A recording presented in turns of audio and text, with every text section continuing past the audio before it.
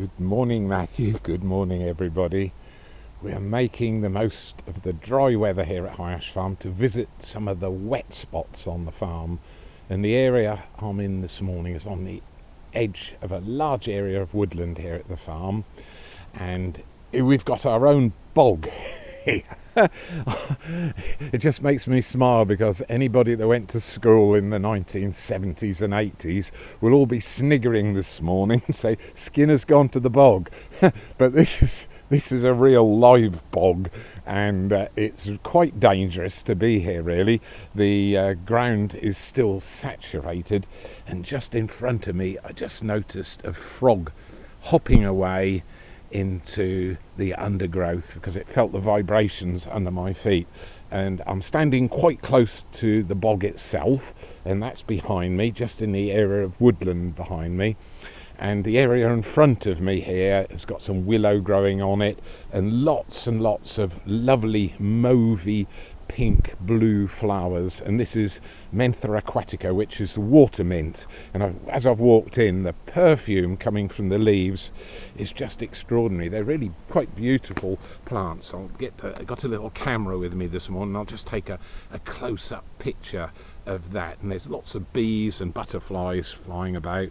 There's also some Himalayan balsam growing in the background on an area which you also can't walk on at all, and the Himalayan balsam is quite good at anchoring itself with lots and lots of rootlets down there. But this area is really quite extraordinary. In the winter of 1947, the farm workers borrowed one of my father's tractors to pull a tree trunk out of the area of woodland on the bog itself, which is just behind me here. And the tractor got stuck, unfortunately. The back wheels started spinning, and they were just bringing up black water.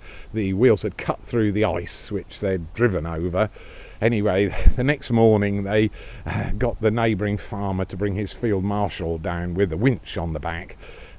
And by the time they got there at 10 in the morning, the only part of the tractor visible, it sunk overnight, almost vertically down backwards. The back wheels went in first, and they hooked onto the front wheels and unfortunately pulled the front axle off. And that's the end of the story for that tractor, because I've brought a cane down here previously, and I've managed to stick it down close to 3 meters deep before I hit anything solid. So if I jump up and down like this, I can actually feel the ground still shaking underneath me. Although there's vegetation here, I'm actually standing on a raft. And basically, it's like a huge hollow in this part of the farm, and it's really very, very low indeed. I want you to imagine a meteorite hitting the ground and hollowing it out, rather like you see the craters on the moon. But this is the opposite way, because in that case, the trees would all be blasted outwards, and in this case, all the big trees behind me have all fallen over. We'll walk up to one or two in a moment. And they're actually laying on the ground because they've been trying to grow on a raft with water underneath them, and of course it doesn't work. At the end of the field here, that's Rat. He's barking away. He's a bit perturbed about going into this area of woodland because as a puppy he actually got stuck in the mud just here, so he's barking to say, I can't come and join you because it's too dangerous. There's an archaeological dig going on at the end of this field. We're sort of studying the extent of the Roman town extension here at High Ash Farm at the moment. And something interesting linking this wet area with the Roman town and some of the buildings here, because where the water seeps in to the bog here, it's lovely clear water, but once it's exposed to air, the water turns bright orange red. It's quite extraordinary. I can see one of the little discharges down in front of me. I'll just put the camera down there, and you can actually see it sort of glistening in the sunshine which we have this morning. It's really quite extraordinary. It looks as though somebody's poured orange paint there. and that sort of is called ochre, O-C-H-R-E. And the walls of some of the Roman buildings here, which still have plaster on, have ochre actually on the wall. It's a kind of a red, orangey red dye. It can be any colour from browns through to yellows, but because High Ash Farm, there's lots of silica sand, and the silica is quite acidic.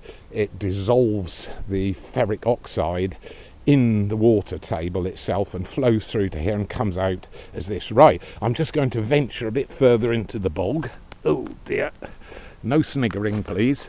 And here we can actually see one of the little feeder streams, and coming out of the bank there's some lovely ferns and different species. There's liverworts, leafy liverwort and lobe liverwort growing here, lots and lots of different mosses, and here I can get a better look at the ochre.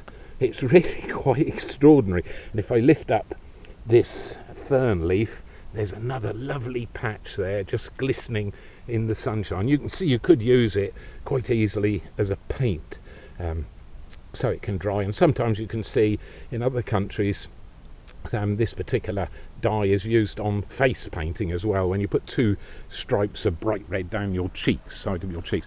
Right, just come out of that little bit. So that's rather dangerous standing there, which is why Rat is barking. He's trying to warn me. Now we're now coming up to the true bog itself. I can feel the ground shaking underneath me, and although there should be lots of trees here, the tree area is starting to thin out. And just beyond this point, which I'm not going to walk to, there's an area about size of 3-4 football pitches which has no trees on whatsoever. And this is what I mean by the sort of reverse effect of a meteorite hitting this. This is a giant ash tree. I'm standing on the stump, and that is the tree in front of me. Here we are. Look at that, it's just laying there, and it's tried to remedy the problem that it has by throwing up a few vertical branches along the trunk. So trees are meant to be vertical, and this one's horizontal because it's just growing on a raft of water. When I swing round, you can see lots of dead trees as well, and it's a crisscross mishmash of fallen timber. And here is yet another discharge from the water table. I'll just move a leaf out of the way, and look at this. It's in the sunlight, bright orangey red colour. Just extraordinary. And fortunately I know what this is. It's sometimes a problem in the fens when this ochre actually fills up drainage pipes completely. It's like a soft red paste between your fingers.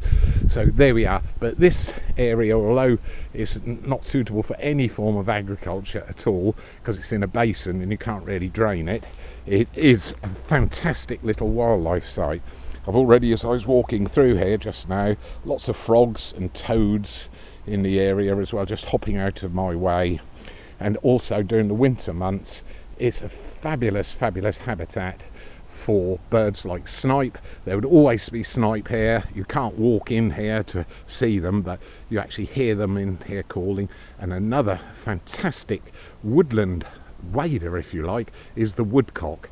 And this is the best place on the farm during the winter months when it's frozen over in their Western European habitat over there in Scandinavia, Denmark and Holland. They come across the North Sea to visit England. It's always a lot milder, and here they can probe their long beaks straight into this jet black ooze of the bog. Yeah, so there we are. I'm just going to turn the camera around, and the further I look back, the emptier the woodland becomes. And I'm not walking over there, and strangely enough, neither is Rat. He's going to keep well away, but there's all sorts of interesting plants. There he is. Come on, Rat, we're going to get out of here before we sink in up to our necks. Come on, come on, see you later.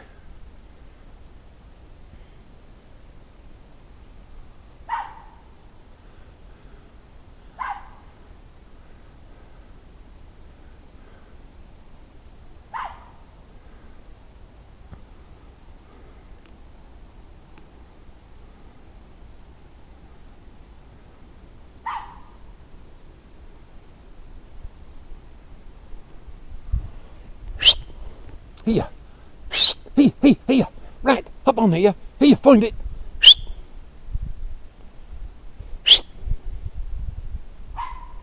Here. Right. Here.